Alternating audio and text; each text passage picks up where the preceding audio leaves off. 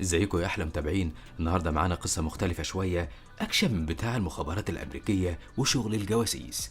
بس قبل ما نبدا كده عاوزين نذكر الله بلا حول ولا قوه الا بالله، ونصلي على نبينا محمد عليه افضل الصلاه واتم التسليم. وما تنسوش اللايك والشير للفيديو. فقصتنا النهارده عن عميل المخابرات الامريكيه جيسون بورن، اللي بعد ما كان اهم واخطر عميل في وكاله السي اي اي كلها، بقى هارب وكل عملاء الوكاله بيطاردوه في اوروبا وامريكا ومش عارفين يمسكوه.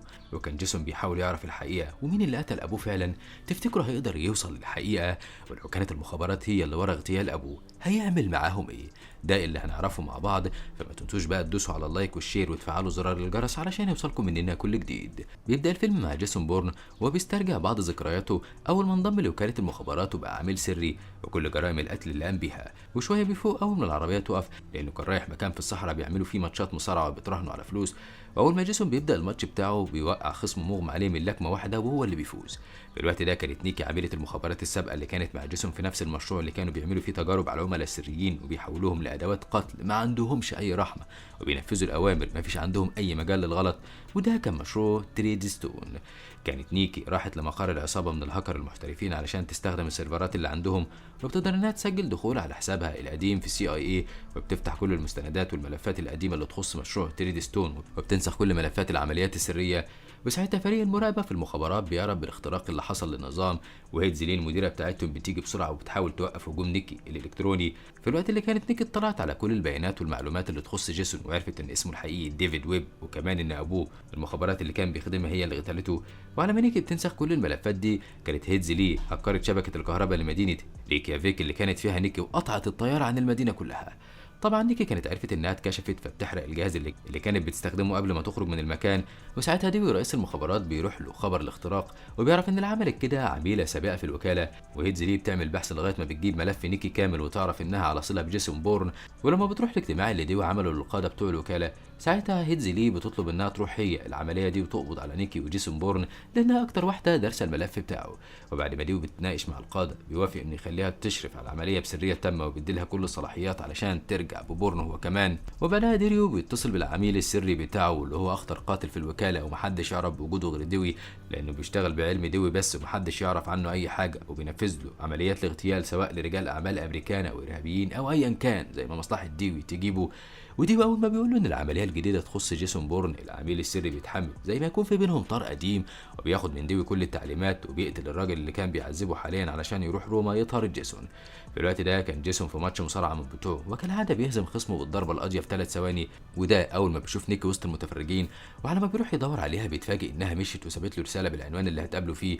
وقتها كانت المخابرات بتراقب المدينه والعملاء السريين اللي انتشروا في الشوارع وسط زحمه المظاهرات وبيدوروا على نيكي، والعميل السري هو كمان برضه كان بيدور على جيسون.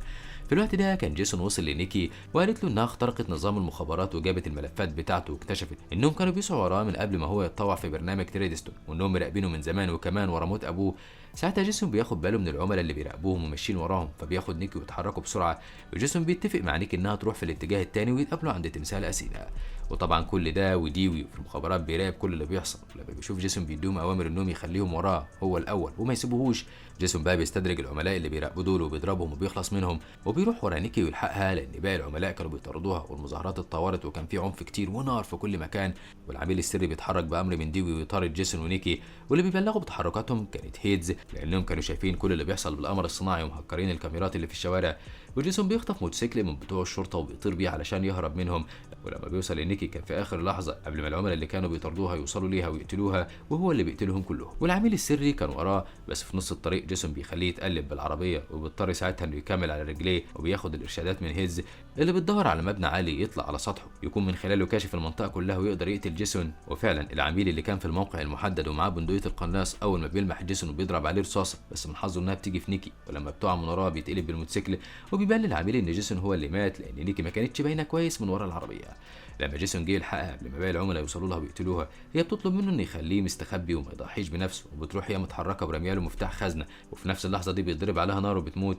وجيسون بياخد المفتاح وبيختفي من المنطقه. وتاني يوم بيروح على محطه مترو، كان المفتاح ده الخزنه هناك، بيلاقي فيها شنطه فيها سلاح وفلاشه متشفره ودفتر ملاحظات لنيكي، وبياخد منه عنوان هاكر كانت بتتعامل معاه وخلته قبل كده ينشر ملفات سريه للوكاله وحطها في موقف وحش.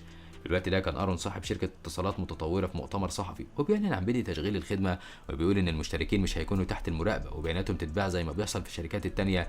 ولما بيخلص المؤتمر بيروح يقابل ديوي اللي بيعرض عليه انه يكون في صف المخابرات، وبيطلع ان ارون اصلا كان متعاون معاهم من البدايه، والمخابرات هي اللي كانت بتموله لغايه ما وصل للمرحله دي، وكانوا عاوزين يوصلوا لبيانات المستخدمين اللي عنده اللي كان عددهم فوق ال1.5 بليون مستخدم. ولما ارون بيرجع في اتفاقه علشان ما يخسرش شركته وسمعته، ديوي بيهدده. في المانيا بقى كان جيسون راح يقابل الهاكر اللي تابع نيكي وبيدخل شقته يستناه لحد ما يجي من سكات، ولما بيدخل ويلاقي جيسون ما كانش متفاجئ ولا حاجه، وبيشغل له الفلاشه ويفك التشفير اللي عليها.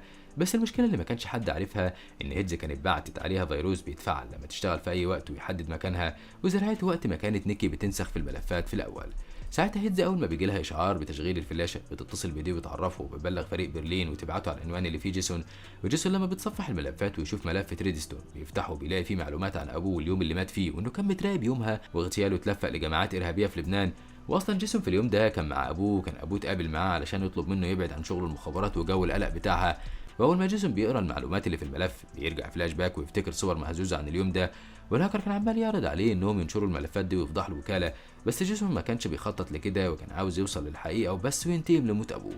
وفي لحظه الهاكر بيهجم عليه ويضربه بالدمبل وعاوز يقتله علشان ياخد هو الفلاشه اللي عليها وينشرها، بس جيسون ما كانش اي حد وبيضربه لغايه ما بيقطع النفس وبيرجع يكمل تدوير في الملفات عن الدكتور اللي كان متولي تجنيده وحالته النفسيه لما كان في مشروع تريدستون.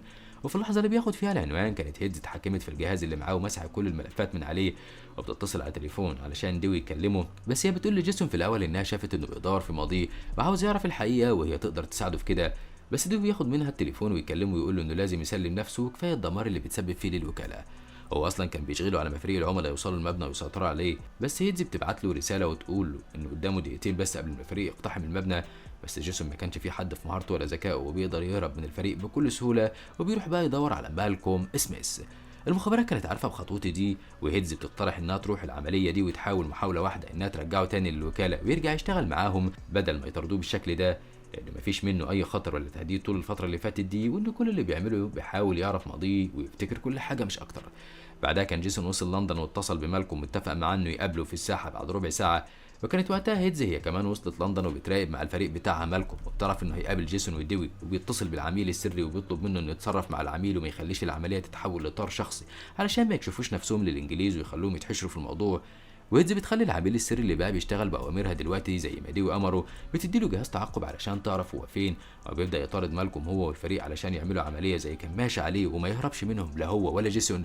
بس اول ما العميل السري بيبعد بيرمي جهاز التعقب اللي هيدز اداهوله علشان ما تعرفش تحدد مكانه ويوصل قبلهم لجيسون ويقتله. وبيتواصل مع ديوي من خلال جهاز تاني وبيكون معاه بكل تحركاته. وعلى ما مالكوم بيوصل في المكان اللي قال له عليه جيسون، كان العميل السري بامر من ديوي غفل فريق الفا اللي هيدز بتديره وبيقتلهم وهم في طريقهم ورا مالكوم. وساعتها هيدز بتلاقي انها لا عارفه تتواصل مع العميل السري ولا الفريق بتاعها، وديوي بيطلب منها انها تلغي العمليه، بس هي كانت مصممه تكمل العمليه وكل اللي محتاجاه شويه وقت. ديوي كان بيعمل كل ده علشان يقضي على جيسون وبيدي الضوء الاخضر للعميل السري انه يتحرك ويقتل جيسون بورن. وجيسون كان داخل غرفه التحكم بالكهرباء بتاعه المنطقه وبيعدل في الوصلات بتاعه المبنى وبيوصل بيها التليفون بتاعه. وساعتها كانت هيدز اخدت بالها ان العميل السري بيخدعها من البدايه هو وديوي وانه ناوي اصلا يقتل جيسون، فبتتحرك بسرعه علشان تلحق جيسون قبل ما يروح فيها. ومالكوم كان وصل للمكان اللي قال له عليه جيسون، وفي اللحظه دي كان جيسون شغل انذارات الحريق في المباني اللي حواليه كلها بسبب الوصلات اللي عدلها، وكل الناس بتخرج من المباني بسرعه والساحه كلها بتبقى زحمه. وجيسون بيجي في وسط الزحمه دي ويخطف مالكوم ويبعد بيه من المنطقه كلها لغايه ما بيطلعوا على سطح المبنى. وساعتها جيسون بيهدده انه لو ما قالوش هو ليه راح وراه بيروت يوم ما ابوه اتقتل ويساله مين اللي قتله. كل ده ومالكوم كانت في ودنه سماعه بيتواصل من خلالها مع ديوي مباشره وبياخد الاوامر منه، وديوي كان بيهدده علشان ما يقولش اي معلومات. بس جيسون بيضربه بالنار في ركبته وكان مصمم يعرف منه الحقيقه حتى لو كان هيقتله فيها. وفي الاخر خالص مالكوم بيقول له ان ابوه هو اللي كان بدا مشروع تريدستون من الاساس، بس لما لقى ان الوكاله عينيها على ابنه وعاوزين يجندوه ويحولوه القاتل قرر انه يسيب الوكاله كلها، بس كانت النتيجه انه اتقتل فيها. وبيطلع ان اللي قتله هو نفس العميل السري اللي بيطارد جيسون دلوقتي، وهو اصلا كان بيدور على جيسون ومالكوم علشان يقتل مالكوم قبل ما ينطق بحرف واحد. واول ما جيسون بيشوف وشه بيفتكره وبيتاكد ان هو اللي قتل ابوه، لان في اليوم اللي حصل لابوه ده شاف العميل السري وهو بيهرب من الموقع. وبيطلع ان كل السنين اللي راحت من عمر جيسون في القتل والمطاردات دي في الفاضي، وانه كان بيسعى للانتقام في الطريق الغلط، وان اللي بيخدمهم هم نفسهم اللي غدروا بيه وبابوه من البدايه وقتلوه، وفوق كده اقنعوه ان اللي قتلوا ابوه جماعات ارهابيه معينه علشان يعلوا جواه الرغبه في الانتقام منهم ويبقى قاتل ما حصلش.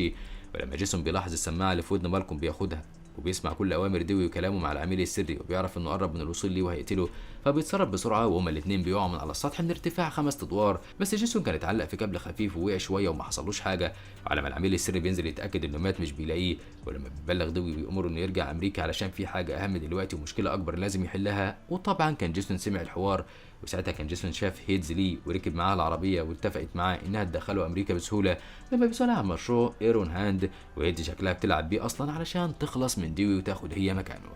فعلا بعدها جيسون بيوصل لمطار لاس فيجاس بجواز مزور، وهيدز بتخليه يعدي بسهوله بعد ما بتغير البيانات اللي على السيستم، ومن غير ما يضيع اي وقت بيروح على المؤتمر الصحفي بتاع ارون. وقبل ما يدخل القاعه كان في معروضات من انتاج الشركه، اجهزه الكترونيه وكاميرات تجسس واجهزه تتبع. فجيسون بياخد من اجهزه التتبع دي من غير ما حد يحس بيه، والكاميرا من اللي بتسجل محادثات على بعد 50 متر صوت وصوره.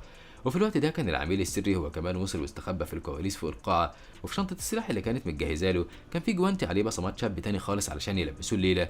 وبعد ما كان ديوي متفق معاه على انه يقتل ارون، بيقول له هيقتل هيدز هي كمان علشان خانته وعرف انها اللي دخلت جيسون البلد تاني. وفي اللحظه المناسبه كان العميل السري هيضرب نار خلاص على ارون، بس جيسون بيتحرك بسرعه وبيدخل القاعه بسرعه، وبيعكس واحد مكان الكشافات على العميل السري خليه يغلط في التصويب على ارون، والرصاصه بتيجي في كتفه بدل ما تقتله.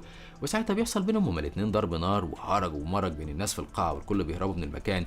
وجيسون بدل ما يخرج بيطلع على الجناح بتاع ديوي علشان يقتله، بس بيلاقيه مستنيه وبيحصل بينهم جدال وخناقه. وديوي كان هيقتل جيسون لولا ان هيد ظهرت فجاه وقتلت هي ديوي، بس جيسون بياخد منها السلاح وبيتفق معاها انها ما تجيبش سيره انها كانت هنا علشان ما تنضرش. وبعد ما خرج من المبنى شاف العميل السري وهو بيهرب بعربيه مدرعه من بتوع الشرطه، فجيسون بياخد عربيه دوج ويطاردوا بيها في شوارع المدينه.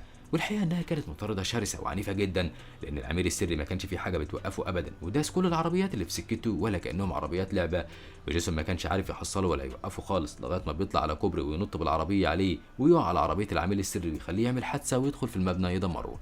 ساعتها الاثنين بيكملوا مطارده على رجليهم لغايه ما جيسون بيروح وراه انفاق تصريف الامطار، وبيضربوا بعض بعنف، والعميل السري كان هيخنقه ويقتله، بس جيسون كان عنده قوه تحمل رهيبه وبيقدر انه يقلب الترابيزه عليه ويقتله هو بنفس السلك اللي كان بيخنقه بيه. وبعدها بكام يوم كان ارون خرج من المستشفى وعمل مؤتمر صحفي جديد شرح فيه كل اللي كان عاوز يقوله قبل كده. وهيدز بتروح تقابل السيناتور وتتفق معاه انها هتكون مكان ديوي وتكمل مشروع ايرون هاند بالاتفاق مع ارون، لانها عارفه ازاي تكسبه لصفها. اما فيما يخص جيسون بورن بقى بتقوله انها كسبت ثقته خلاص وهتخليه يرجع يشتغل معاها في وكاله الاستخبارات الامريكيه، ولو ده ما حصلش هتقتله. وبعدها بتنزل من العربيه وتروح علشان تركب عربيتها، فبتلاقي جيسون ماشي وراها، فبتديله نجمه من النجوم التذكاريه اللي ابوه كان اخدها، وبتطلب منه انه يرجع للوكاله ويشتغل معاهم علشان عارفه هو قد ايه وطني. بس هو بيقول لها انه هيفكر وبيسيبها وبيمشي. ولما هيدز بتركب عربيتها بتلاقي الكاميرا على الكرسي، ولما بتشغلها بتلاقي جيسون مسجل كل كلامها مع السيناتور من شويه، وعارف بخطتها وانها كده مش هتعرف تتعامل معاه تاني ولا يثق فيها. وبكده يخلص فيلمنا وحكايتنا النهارده. ما تنسوش الدعم باللايك والشير للفيديو والاشتراك في القناه وتفعيل الجرس علشان يوصلكم مننا كل جديد.